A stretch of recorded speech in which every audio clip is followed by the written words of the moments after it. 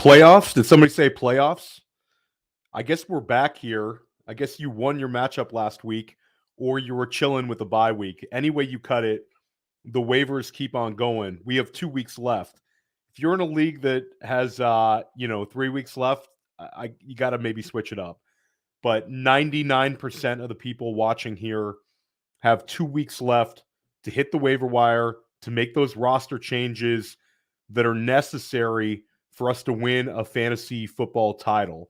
And hopefully, with that, you get a trophy, or in a lot of cases, you get some cash, which is really a nice thing to have in the holiday season.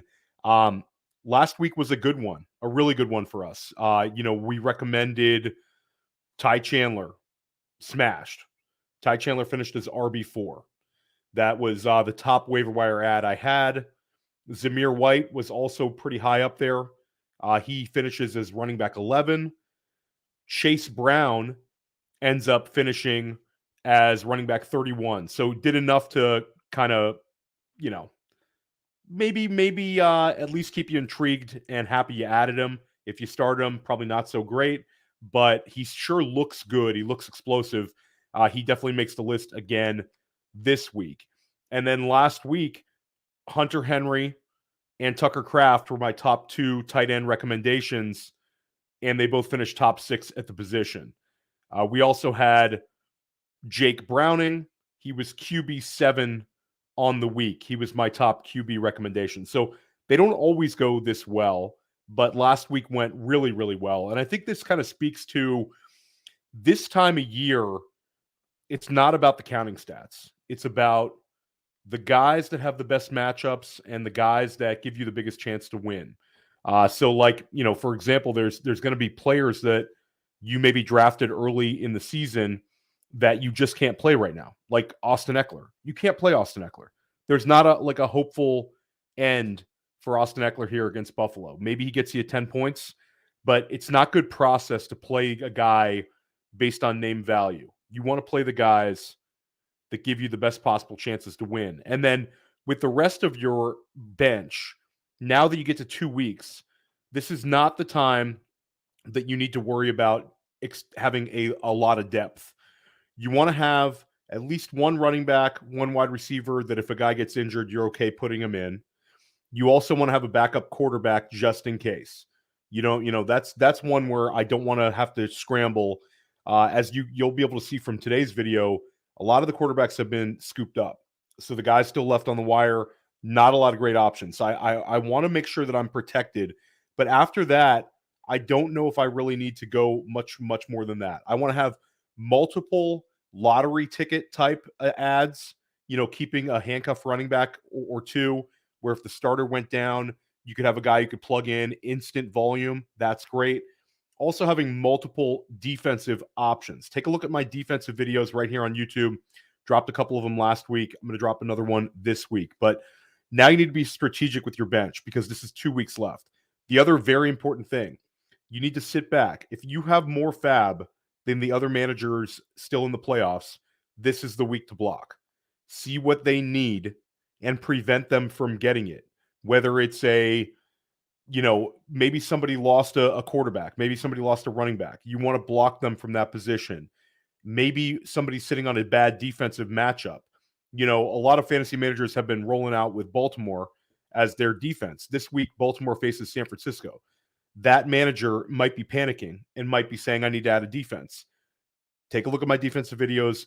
Whichever defense you like the most that I talk about, block your opponent from getting them. So use your FAAB as a weapon. It's 2 weeks left. Gotta do what you got to do to win this game. So let's get after it. Again, less names this week because there's less people watching, less people competing. And I usually discuss guys who are available in 75% or more of Yahoo leagues. Now, starting at the top, let's start right at the quarterback position. That's Joe Flacco right at the top. Jake Browning would be a really strong addition, but he's rostered in almost 50% of Yahoo leagues. So I see a lot of waiver wire articles and content will probably be telling you to grab Jake Browning. Not in my league, bro. He's been scooped up. So Joe Flacco is available in 75% of Yahoo leagues. Don't try to comprehend what's happening. Don't sit back and say, how can I add a 38-year-old Joe Flacco as a quarterback in week 15? Joe Flacco is playing really, really well. He had 374 passing yards this past week with 2 touchdown passes. And he lit up a Chicago Bears secondary that's been playing really, really well. Flacco has attempted at least 44 passes in every game since he's taken over as starter in Cleveland. This week, Flacco is a locked-in Superflex starter and a desperation streamer. Cleveland faces off against Houston. This is the 6th most generous defense to opposing QBs. I have Flacco rocking in some Superflex leagues, and I'm not like sitting back worried about it. Houston's a really good matchup for him and this Cleveland offense. But you got to feel really good if you have David Njoku. Amari Cooper can go in your lineup today. Got to feel this week, you got to really feel good about it. Another super flex recommendation, Nick Mullins, available in 96% of Yahoo leagues. Nick Mullins could have had a monster game as starter. He had 303 passing yards and 2 touchdown passes, but he had 2 picks, and both of the picks were like inside of Cincinnati territory. So Nick Mullins, I think, is a super flex starter. I'm going to use him in a super flex league. He has a healthy Justin Jefferson, TJ Hawkinson, and then how good is Jordan Addison? Jordan Addison had 2 touchdown catches last week, showed a real connection, caught all 6 of his targets. So Nick Mullins has arguably the best 3 pass catchers in football of any quarterback at his disposal this week. Another quarterback to discuss, I talk about him a lot, Gardner Minshew. And it's kind of funny because not having Michael Pittman potentially this week might kind of scare you off in Superflex leagues, but I think it brings out the gunslinger mentality in Minshew. Maybe he takes a little more shots downfield. He doesn't necessarily have that reliable target, but this past week he passed for 3 touchdown passes. Colts beat Pittsburgh. That Pittsburgh defense had been doing well against the quarterback positions, and Minshew passed for 3 touchdown passes. So I think he's a low-end QB2, but I'm going to put him in most Superflex situations. I'd be okay with Minshew being out there. This is also Indianapolis going up against Atlanta. Atlanta has been completely shutting down the running back position, but the quarterbacks have been a little more successful. So he's potentially missing Zach Moss, potentially missing Michael Pittman. There's a chance Jonathan Taylor comes back, but it's Minshew magic. He's going to be taking some shots downfield. He's going to be playing a little more loose. You might get a big score line in that. And again, you got to swing for it sometimes. You don't want to go into a matchup and be worried about the downside. So again, it's Joe Flacco, easily my QB1, Nick Mullins QB2, Gardner Minshew QB3. And again, these are the players that are rostered in 75% of Yahoo leagues or more. Check your waiver wire for Jake Browning. Check your waiver wire for Derek Carr. Talk about the running backs. Easy running back at the top.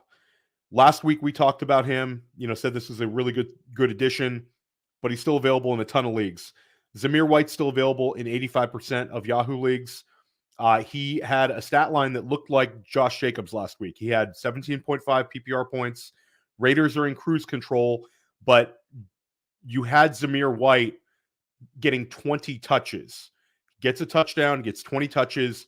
That sounds a lot like Josh Jacobs.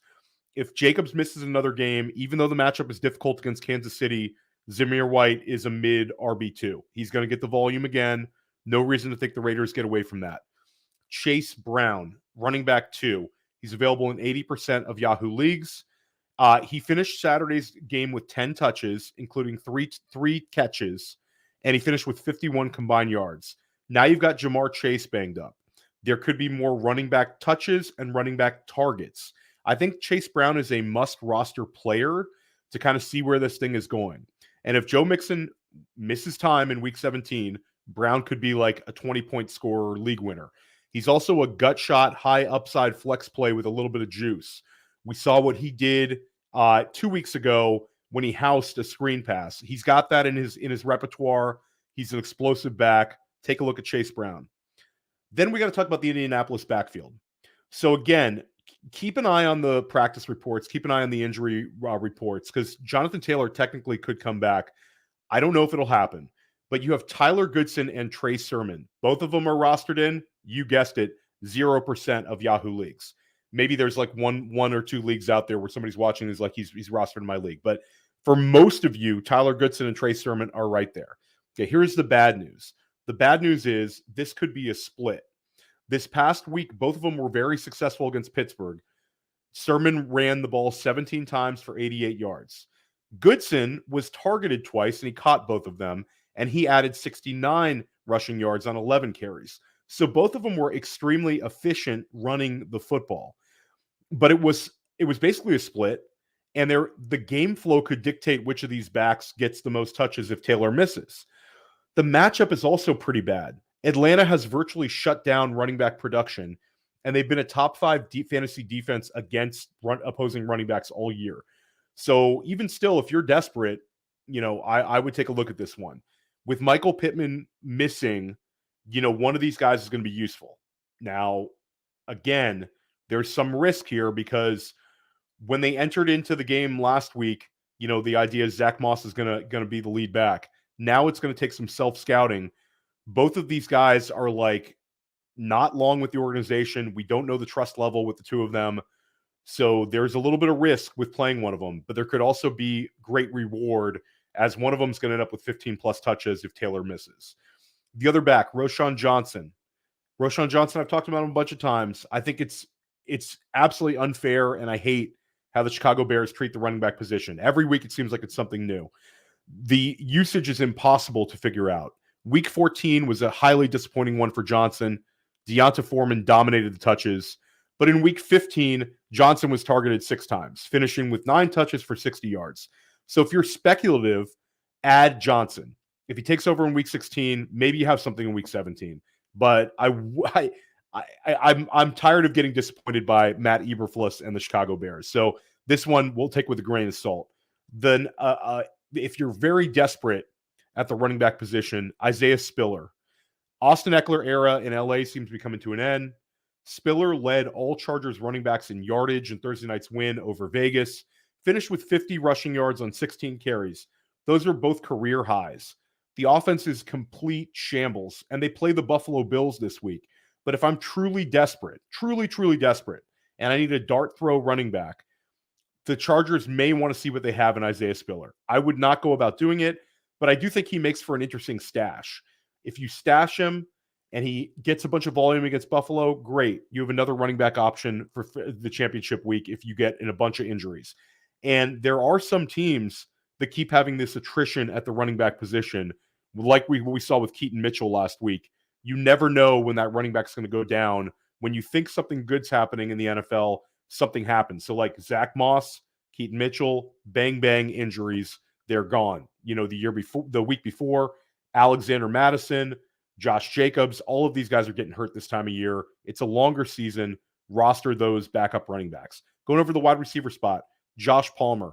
Palmer was the lone bright spot for LA. Target totals were low. He had 4 of them, but he caught every one of them, finished with 113 receiving yards and a touchdown. You got to feel pretty good about this because this was Josh Palmer's first game back from injury. He had missed a lot of time. Then the next wide receiver to talk about is Dontavian Wicks. I prefer Palmer a little bit, but Dontavian Wicks is close. Wicks had 97 receiving yards in Sunday's loss to Tampa Bay. This was his highest total of the season. He also set a season high with 7 targets. So, it's always been a funny thing. Brian Gutekunst gets kind of hated on for all of his wide receiver decisions. It was the running joke during the Aaron Rodgers era. He'd pass on these guys like T. Higgins and Michael Pittman and draft whoever. And it was like Devontae Adams with whoever opposite him, the Lazards of the world, and older guys like Randall Cobb. But lately, you got to give Brian Gutekunst some credit because all these Packers receivers are hitting. Christian Watson, Romeo Doubs, both good picks last year, both returning value based on where they drafted them.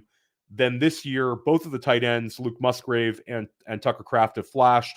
Jaden Reed is an absolute baller. And then they also have Dontavian Wicks. Wicks has had a number of strong games. He's a downfield threat. Jordan Love seems to like throwing to him. And he has multiple outs here, which could really elevate him this week. Christian Watson could miss another game, and Jaden Reed could miss with a toe injury. Wicks has a chance at his highest target total of the season in the semifinals. Wild times, but again, if Jaden Reed and Christian Watson are both out, I'm okay putting Dontavian Wicks in a flex spot. Another guy that if you're swinging for it and you need a high upside flex play, Some weird things are going on here. Jamison Williams, who's been a frustrating guy for especially dynasty managers who took him very highly, but also redraft managers who have been banking on more than this. He finally had a kind of a step forward. Josh Reynolds is banged up, and Jamison Williams had his highest target total of the season with 7, and he had a 21% target share. Detroit now faces off against Minnesota. This game, the Minnesota defense, for what it's worth, has been strong lately, but Minnesota can be passed on. And Jamison Williams, even though he's clearly the number 3 target when it comes to wide receivers and tight ends, and also probably the number 4 target because of the strength of Jahmyr Gibbs out of the backfield, Jamison Williams still has that explosive ability where he could be a one play makes the week for you type guy. If he's going to get a 21% target share and get 7 targets, there you go. Now let's talk about some shallow league guys that can't make my top 10 because they're rostered in too many leagues, but a no-brainer ad would be Noah Brown. He would be my number 1 waiver wire addition this week. Probably right, among all wide receivers. He would be right behind Zamir White if he was available in more leagues. But at 40% rostered, I can't really put him at number 1. But if he's available in your league, pick him up. Last week, he had 11 targets, 8 catches, and a touchdown. We all know about those huge games that Noah Brown had earlier this season. Tank Dell is done for the year. Even if Nico Collins comes back, Noah Brown is a helpful player to you in these next 2 weeks. Same with Curtis Samuel of Washington Commanders. Curtis Samuel is available in 63% of Yahoo leagues. He finished with 5 catches for 41 yards and 2 touchdowns, and he was second on Washington with 9 targets. Samuel's now had like 3 decent games in a row. He's going to be a thing for the rest of the season. Then you have, if you're really searching for it, we all saw Jackson Smith and Jigba get loose at the end of the game behind that Philadelphia secondary. The Philadelphia secondary has been getting shredded. There's 2 plays here, and neither one are great. Wan'Dale Robinson is available to you in 88% of Yahoo leagues. The Giants' offense was like demoralized against New Orleans, completely shut down. They lost 24-6. And Robinson had a very quiet game. But 2 weeks ago, Robinson had his best game of the season. So in week 14, he gets you 115 combined yards on 8 touches. Then he gets in week 15, 4 catches for like nothing. So again, he gets you 6 points last week, nothing. But the week before gave you a positivity. And he's got an excellent matchup against, again, an Eagles defense that's been getting shredded. So if you say, gross, Theo, I can't believe you talked about Wan'Dale Robinson. I would never, ever start him. Give me somebody else. Then go with Darius Slayton. Darius Slayton's available in 98% of Yahoo leagues. He led New York in targets last week with 8, and he had his 3rd highest yardage total of the season. Maybe he breaks a deep one for you this week and does something good. Staying at the receiving position, but pivoting over the tight end spot, Hunter Henry is your number 1 ad this week. He's red hot. Finished with 16 PPR points or more for back-to-back games. He's had 106 yards, 10 catches, and 3 touchdowns over his last 2 games combined. If Hunter Henry is healthy, he is a tight end 1 this week and a guy you can start. The Denver Broncos have been abysmal against the tight end position. They've surrendered the 2nd most fantasy points to opposing tight ends in football.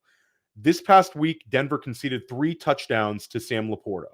The only issue here is Hunter Henry is banged up.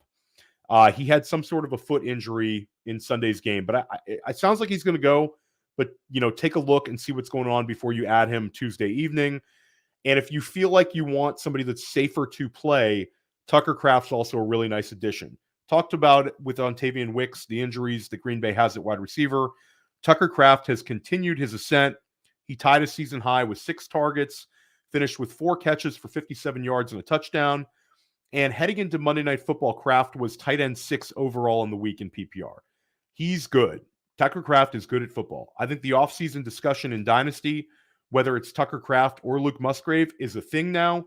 This could be a situation like we saw with Blake Jarwin and Dalton Schultz, where the perceived better athlete goes down with an injury, creates an opportunity, and that's kind of all she wrote. Like Tucker Kraft could have the job next year over Musgrave. That's how good he looks.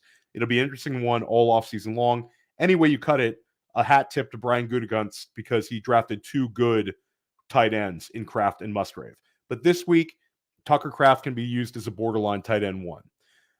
Now you get your break glass in case of emergency tight end. Tanner Hudson, available in 96% of Yahoo leagues. He had 5 catches last week for 49 yards. And with Jamar Chase expected to miss, I think this is a stat line that you can kind of bank on. I think Tanner Hudson will get you like 8 to 10 PPR points. If that's good enough for you, roll with it. If you want a higher ceiling player, don't go with Tanner Hudson. But again, I think he's got an expectation that he's going to catch a few passes this week. And for some of you, if you're a big favorite and you just need a floor play at the tight end, go for it. Then lastly, if you're in a really deep league, Michael Mayer, available in 93% of Yahoo leagues. Mayer caught 4 passes, found the end zone, dart throw tight end 2 in week 16. Your overall top 10 ads, and again, some of the shallow league guys would have been in here, but we ignored them. Zamir White, Chase Brown, Josh Palmer, that's your top 3. Then Dontavian Wicks, Hunter Henry, Jamison Williams, Joe Flacco, Tucker Kraft, then a tie, Tyler Goodson and Trey Sermon, and then at 10, Roschon Johnson. So break it down one more time. Zamir White at 1, Chase Brown at 2, Josh Palmer at 3, Dontavian Wicks at 4, Hunter Henry at 5, Jamison Williams at 6, Joe Flacco at 7, Tucker Kraft at 8, Tyler Goodson at 9, Roschon Johnson at 10. I'm Theo Gremminger. Follow me at Twitter at the OG Fantasy. Get all my written work at PlayerProfiler.com. You can find me and all my podcasts here at Player Profiler as well. Sonic Truth Dynasty podcast with Matt Kelly and Alan Soslowski. Dynasty Life, First Class Fantasy with Billy Muzio, press coverage. You can find me on FutureCast talking about the 2024 class. I'm everywhere here on this channel. I hope you've enjoyed all these videos all year long. Now is the time to make the best possible lineup decision, make the best possible decisions with your bench. Take a little extra time doing it this week. We're almost at the finish line. This thing's going to be over before you know it. If this is the last video you watch this year, have a really happy holiday. Stick with us all off season. We got you covered here at Player Profiler. Let's go win some chips. Let's make